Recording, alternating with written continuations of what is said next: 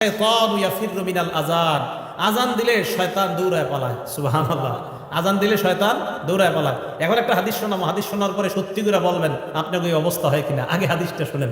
সহিহ বুখারী হাদিস নাম্বার 608 নম্বর হাদিস। এই হাদিসের বর্ণনাকারী আবু হুরায়রা রাদিয়াল্লাহু তাআলা আনহু, তিনি বলেন, আন আবি হুরায়রা রাদিয়াল্লাহু তাআলা আনহু قال قال رسول الله صلى الله عليه وسلم ইযা নুদিয়া লিস-সালাত আদবারা আশ-শাইতান ওয়া লাহু দুরাত। আযান যখন দেওয়া হয় শয়তান পিছনের রাস্তায় হাওয়া ছাড়তে ছাড়তে পালায়। সুবহানাল্লাহ। হাত্তা লা ইয়াসমা আত-তাযীন, এমন দূরত্বে চলে যায় যে দূরে গেলে আর আযান শোনা যায় না। এই জন্য মাইকের আযানের আওয়াজ যত দূরে যাবে শয়তান এই পরিমাণ দূরে চলে যায় যেন আর আযানের আওয়াজ শোনা না যায়। এরপরে দেখেন, হাত্তা ইযা কদান নিদা, মুয়াজ্জিন সাহেব যখন আযান শেষ করে, আকবালা, শয়তান আবার আইসা মসজিদের আশেপাশে ঘুরতে থাকে আর মুসল্লিদের অপেক্ষা করতে থাকে, আসো মুসল্লিরা আসো। হাত্তা ইযা সুওয়িবা বিস-সালাহ, এরপর যখন আযান ইকামত দেওয়া হয়, কি ইকামত দেওয়া হয় না, আদবারা, শয়তান আবার পালায়।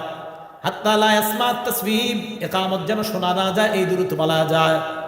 হাত্তা ইযা কদাত তাসবিহা, ইকামত শেষ হলে আবার শয়তান দৌড়ে আসার পর হাত্তা ইয়াখতুরা বাইনাল মারই ওয়া নাফসিহি, মানুষের মাঝে আর তার নফসের মাঝে শয়তান বৈশা ধোঁকা দেওয়ার চেষ্টা করে। আর শয়তান ওই ব্যক্তিকে বলে, উযকুর কাযা ওয়া কাযা লিমা লাম ইয়াযকুর। শয়তান মুসল্লিকে বলে, ওইটা স্মরণ কর, ওইটা স্মরণ কর, যেগুলো নামাজের বাইরে মুসল্লির কোনোদিনও স্মরণ হয় না। এই হাদিসের অনুবাদ এটা। শয়তান মুসল্লিরে কয়, এটা স্মরণ কর, ওইটা স্মরণ কর, লিমা লাম ইয়াযকুর, যেটা এই মুসল্লি জিন্দেগিতেও স্মরণ করে না নামাজে। যেমন আপনি নামাজে দাঁড়াইছেন, আপনার বয়স বর্তমানে 31 বছর 32 বছর, শয়তান আপনার বলবে, তুই যে 7 বছর বয়সে তোকে ডেঙ্গাটা দিয়ে হাঁটছিলি, মনে আসেনি, আচ্ছা কি দরকার আছে এটা এখন মনে করানো? এইগুলা ফাও জিনিস শয়তান আপনাকে মনে করাবে নামাজে। তো রাসূল বলেন, শয়তান আপনাকে বলবে, উযকুর কাযা ওয়া কাযা লিমা লাম ইয়াযকুর, তোমার এমন এমন জিনিস শয়তান মনে করাবে যেগুলো তোমার জিন্দেগিতেও মনে পড়ে না। এবার সত্যি করে বলেন তো, এরকম জিনিস আসে কিনা নামাজে? নামাজে দেখবেন যত আজগুবি, আপনার নামাজে মনে হবে আমি যদি বিল ক্লিনটন হইতাম, আচ্ছা কি দরকার আছে আপনার এটা মনে হওয়ার? এইগুলা শয়তান আপনাকে নামাজে এরকম মনে করাবে। তো রাসূল আকরাম সাল্লাল্লাহু আলাইহি সাল্লাম বলেন, শয়তান আযান শুনলে পালায়। তাহলে বলেন তো, যে জিনিসের মাধ্যমে শয়তানকে দৌড়ের উপর রাখা যায়, এই আমলটার নাম কি? আযান। সবাই বলেন এই আমলের নাম কি?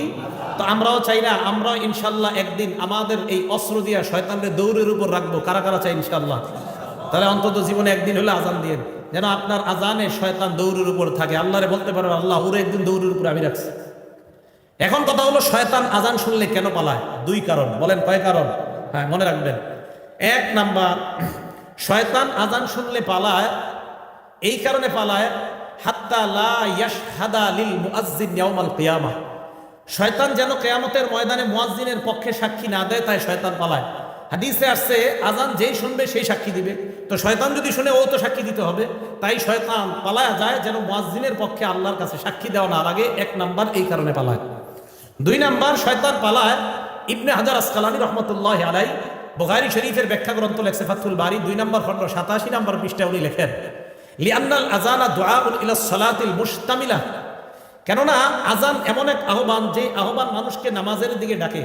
এমন নামাজ, যেই নামাজ মুশতামিলাতুন আলা সুজুদিল্লাযী আবাহ, যেই নামাজের মধ্যে সেজদা আছে, আর ওই সেজদা শয়তান অস্বীকার করেছে আল্লাহর সামনে।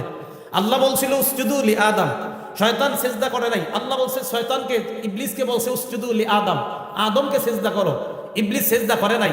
বলেন তো, মুয়াজ্জিন আযান দিলে আমরা যে ইবাদত করতে যাই, এটার নাম কি? নামাজ। নামাজের মধ্যে সেজদা আছে না নাই?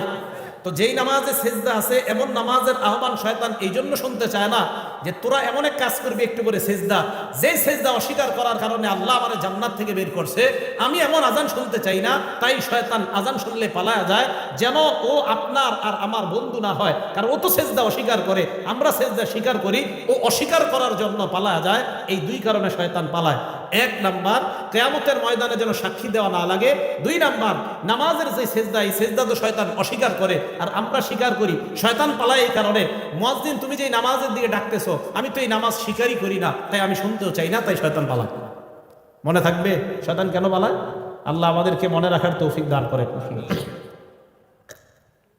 5 নাম্বারটা মন দিয়ে শুনেন। মুয়াজ্জিন সাহেবের আযান যতটুকু পরিমাণ যায়, মুয়াজ্জিনের আযান যতটুকু পরিমাণ যায়, জিন ইনসান ওয়ালা কুল্লু শাইইন যত জিনিস শুনে সবাই মুয়াজ্জিনের পক্ষে কিয়ামতের ময়দানে সাক্ষী দিবে। বুখারী শরীফের 609 নম্বর হাদিস। এই হাদিসের মধ্যে আবু সাঈদ খুদরি রাদিয়াল্লাহু তাআলা আন এক ব্যক্তিকে ডাক দিয়ে বললেন, ইন্নী আরাকা তুহিব্বুল গনামা ওয়াল বাদিয়া, আমি দেখতেছি তুমি বন জঙ্গল এবং রাখালগিরি করা অনেক পছন্দ করো। এই কথা শোনার পর ওই ব্যক্তি বললেন, হ্যাঁ, রাখালগিরি করা এটা আমার অনেক পছন্দ, বন জঙ্গল আমার অনেক পছন্দ। আবু সাঈদ খুদরি বললেন, ফাইদা কুনতা ফি গনামিকা আও বাদিয়াত, তুমি যখন রাখালগিরি করবা অথবা বন জঙ্গলের মধ্যে থাকবা, ফাআযানতা লিস-সালাহ, নামাজের জন্য যখন আযান দাও, ফারফা সাওতাক, তোমার আযানের আওয়াজটা উঁচু করবা। ওই ব্যক্তি বলেন, আযানের আওয়াজ উঁচু করব কেন? আবু সাঈদ খুদরি বলেন, ফাইন্নাহু লা ইয়াসমাউ মাদা সাওতিল মুআজ্জিনি জিন্নুন ওয়ালা ইনসুন ওয়ালা শাইউন ইল্লা শাহিদা লাহু ইয়াউমাল কিয়ামাহ, কেননা মুয়াজ্জিনের আযানের আওয়াজ জিন ইনসান এবং যারাই শুনতে পায় কিয়ামতের ময়দানে আল্লাহর কাছে মুয়াজ্জিনের পক্ষে সাক্ষী হয়ে যায়। তুমি আজান বন জঙ্গলে দিলেও উঁচু আওয়াজে দিবা। কেন দিবা? তোমার আজানের আওয়াজ যত মানুষ, যত জিন যারাই শুনবে তারাই কিয়ামতের ময়দানে সাক্ষী দিবে। এখন আমি আপনাদেরকে বলতে চাই, আমার পক্ষে কিয়ামতের ময়দানে জিন ইনসান এবং প্রচুর পরিমাণ সাক্ষী হোক, এটা আমরা সবাই চাই কি চাই না? এই জন্য মসজিদে আজান দিবেন, আজানের আওয়াজ যত দূরে যাবে, যারা আপনার আজানের আওয়াজ শুনবে কিয়ামতের ময়দানে আল্লাহর কাছে বলবে, আল্লাহ এই ব্যক্তির আজানের আওয়াজ আমরা শুনছি, আমরা তার মাগফিরাতের পক্ষে আপনার কাছে সাক্ষী দিলাম। 6 নাম্বার, মুয়াজ্জিন সাহেবের ব্যাপারে 6 নাম্বার যে কথাটা বলবো, আমি মূলত আজান যে কারণে দেওয়ার জন্য খুব বেশি আগ্রহী, এই 6 নাম্বারটার কারণে। 6 নাম্বার যে ফজিলতটা, মুয়াজ্জিন সাহেব যারা দুনিয়াতে আজান দেয় তাদের জন্য আল্লাহ রসুল আল্লাহর কাছে বলে, আল্লাহ মুয়াজ্জিনদেরকে আপনি মাফ করে দেন। আর কি চান? রসুল সাল্লাল্লাহু আলাইহি সাল্লাম বলছেন। আবু দাউদ শরীফের 517 নম্বর হাদিস, আন আবি হুরায়রা রাদিয়াল্লাহু তাআলা আনহু قال قال رسول الله صلى الله عليه وسلم, আবু হুরায়রা রাদিয়াল্লাহু তাআলা আনহুর বর্ণনা, আল্লাহ নবী বলেন, আল ইমামু যামিন, ইমাম হলো জিম্মাদার, ওয়াল মুয়াজ্জিন মু'তামান, মুয়াজ্জিন হলো আমানতদার। নবীজি বলেন, আল্লাহুম্মা আরশিদিল আইম্মা, আল্লাহ দুনিয়ার সমস্ত ইমামদেরকে তুমি পথ প্রদর্শন করো, পথ প্রদর্শন করো, সঠিক পথে তুমি পরিচালনা করো, সঠিক পথ দেখায় দাও দুনিয়ার সব ইমাম সাহেবদেরকে। এরপর নবী বলেন, ওয়াগফির লিল মুয়াজ্জিনিন, মাবুদ দুনিয়ার মধ্যে আমার যত উম্মত আজান দেয় তাদের জন্য আমি তোমার কাছে বললাম, সমস্ত মুয়াজ্জিনদেরকে তুমি মাফ করে দাও।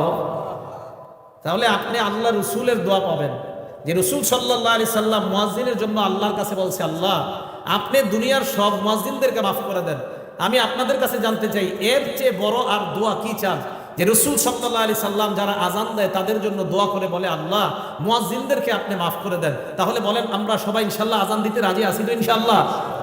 আল্লাহ আমাদেরকে আমলটা করার তৌফিক দান করেন। 7 নাম্বার, আগে বলছি কি, মুয়াজ্জিনের আজান জিন ইনসান যারা শুনে তারা আল্লাহর কাছে সাক্ষী দিবে।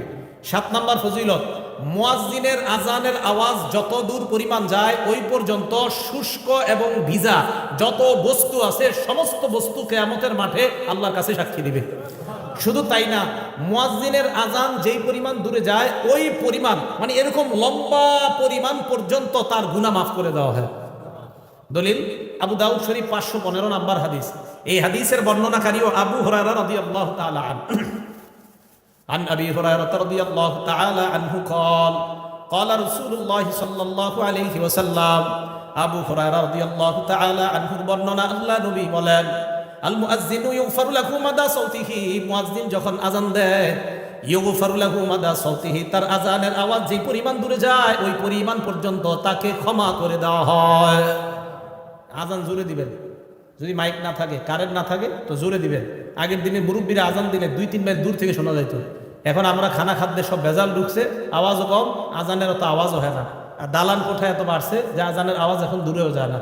রাসূল সাল্লাল্লাহু আলাইহি সাল্লাম বলেন, মুয়াজ্জিনের আজানের আওয়াজ যেই পরিমাণ দূরে যায় ওই পরিমাণ দূরত্ব পরিমাণ আল্লাহ তার জিন্দেগীর গুনাহ মাফ করে দেয়। এবার কি বলে দেখেন, ওয়ায়াশহাদু লাহু কুল্লু রাতবিন ওয়া ইয়াবিস, যত শুষ্ক, ভিজা, তাজা এবং শুষ্ক যত বস্তু আছে সমস্ত বস্তু কিয়ামতের ময়দানে মুয়াজ্জিনের পক্ষে আল্লাহর কাছে সাক্ষী দিবে। তাহলে আমরা আজান দিব ইনশাআল্লাহ। এই 7। 8 নাম্বারটা শোনেন, নাসাই শরীফের 666 কত হইল? 666 কত হয়? 666 নাম্বার হাদিস। কত? 666 কত হয়? 666 নাম্বার হাদিস। এই হাদিসের বর্ণনাকারীর নাম উকবা ইবনে আমির রাদিয়াল্লাহু তাআলা আন। তিনি বলেন, সামিআতু রাসূলুল্লাহ সাল্লাল্লাহু আলাইহি ওয়াসাল্লাম ইয়াকুল, আল্লাহ নবীকে আমি বলতে শুনলাম, ইয়াজাব রাব্বুকা মিন রাঈ গানামিন ফি রাসি শাজিয়াতিল জাবাল। তোমাদের কেউ যদি পাহাড়ের চূড়ায় যায়, চূড়ায় যাওয়ার পর যদি আজান দেয়, আজান দেওয়ার পর যদি নামাজ কায়েম করে, জোরে বলেন কোথায়? আরে আরো জোরে।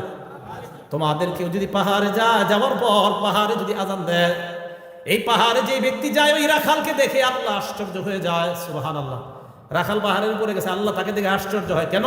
ফায়ুআযযিনু লিস-সালাহ, নামাজের সময় হলে সে আজান দেয়। ওয়ায়ুকিমুস সালাহ, নামাজ কায়েম করে। ফায়াকুলুল্লাহ, আল্লাহ ফেরেশতাদেরকে বলে, উনজুরু ইলা আবদি হাদা, আমার এই রাখাল বান্দার দিকে তাকাও, পাহাড়ের উপর আসছে, আজান দিছে, নামাজ আদায় করছে, নামাজ কায়েম করছে। গফারতু লিআবদি, ফেরেশতারা তোমরা সাক্ষী থাকো, আমি আমার এই বান্দাকে মাফ করে দিলাম। ওয়া আদখালতুহুল জান্নাহ, আমি আল্লাহ তাকে জান্নাতে প্রবেশ করায়া দিলাম। কোন ব্যক্তি পাহাড়ে গেছে, পাহাড়ে গিয়ে আজান দিছে, আজান দিয়ে নামাজ পড়ছে, আল্লাহ আশ্চর্য হয়ে যায়। রাখালকে দেখে আল্লাহ আশ্চর্য হয়। ইয়াজাবু রাব্বুকা মিন রাঈ গানাম ফি রাসি শাজিয়াতিল জাবাল, পাহাড়ের চূড়ায় শৃঙ্গে ওঠে কোন রাখাল আজান দেয়, নামাজ কায়েম করে, তাকে দেখে আল্লাহ আশ্চর্য হয়ে ফেরেশতাদেরকে বলে, আমার বান্দা দেখো পাহাড়ের উপর আইসা আমারে ভুলে না, আজান দেয়, নামাজ কায়েম করে, ফেরেশতারা সাক্ষী থাকো, আমি তাকে মাফ করে দিলাম, আমি তাকে জান্নাতি বানায় দিলাম। আজান দিবেন তো? 9 নাম্বার ফজিলত। এই জায়গায় আপনারা আজান দিছেন বা এখন মোটামুটি প্রায় সময় দেন কারা কারা? মাশাআল্লাহ, হাত নামান। 12 বছর যদি টানা আজান দেন, কয় বছর বলেন জোরে, কয় বছর? 12 বছর। তা আমারই অর্জন করতে মন চাই এই ফজিলত। আপনারা তো খালি দাওয়াত দেন, দাওয়াত না দিলে আজান দিতে হবে মসজিদে, সমস্যা কি? হ্যাঁ সমস্যা। আমি যে মসজিদ তাফসীর করি ওখানে বললাম তো, মাঝে মাঝে আজান দেওয়ার চান্স নেই। আজান দেওয়া অনেকে শরম মনে করে, নাউজুবিল্লাহ, আস্তাগফিরুল্লাহ, ইন্না লিল্লাহ, এরা মনে করে শরমের ব্যাপার আজান দেওয়া, ছি ছি। ইবনে মাজার 728 নাম্বার হাদিস। এই হাদিসের বর্ণনাকারী আব্দুল্লাহ ইবনে ওমর রাদিয়াল্লাহু তাআলা আনহুমা, তিনি বলেন, ক্বালা রাসূলুল্লাহ সাল্লাল্লাহু আলাইহি ওয়াসাল্লাম, আল্লাহ নবী বলেন, মান আযানা সিনতাই আশারাতা সানাতান, কেউ যদি 12 বছর টানা আযান দেয়, জুড়ে বলেন কয় বছর? নবীজি বলেন, কেউ যদি টানা 12 বছর আযান দিতে পারে, ওয়াজাবাত লাহুল জান্নাহ, তার জন্য আল্লাহর জান্নাত ওয়াজিব হয়ে যায়। কয় বছর? 12 বছর টানা আজান দিলে জান্নাত ওয়াজিব। আজান দিবেন তো? আজানের ফজিলত সবাই সবাই, ইমাম সাহেবরাও চেষ্টা করেন, খতিব সাহেবরাও চেষ্টা করেন, উলামায়ে কেরাম যারা আছেন মাঝে মাঝে ফজিলত তো আনবো দরকার আছে। এই সাধারণ জনগণ লম্বা গলা দিয়ে আল্লাহর কাছ থেকে রহমত দিব, তা আমরা হুজুরে কি করবো? আমাদেরও দরকার আছে ফজিলত। 9 নাম্বার। 10 নাম্বার, এটা আদিবেক ফজিলত। মুয়াজ্জিনের আজান শুইনা যারা নামাজে আসবে, এই নামাজিরা নামাজ পড়ে যে পরিমাণ সওয়াব পাবে, মুয়াজ্জিন একা সেই সওয়াব সব পাবে। তাবরানী শরীফ 2 নাম্বার খন্ড 288 নাম্বার পৃষ্ঠা।